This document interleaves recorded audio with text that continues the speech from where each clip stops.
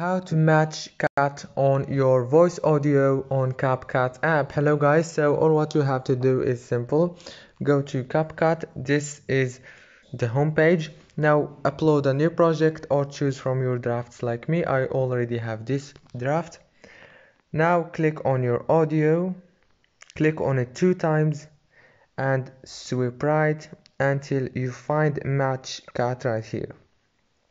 Now click on match cut, and now as you can see, choose the beat right here. For example, click add beat from here and here and here, and after you finish, click save from here, or you can just click auto generate.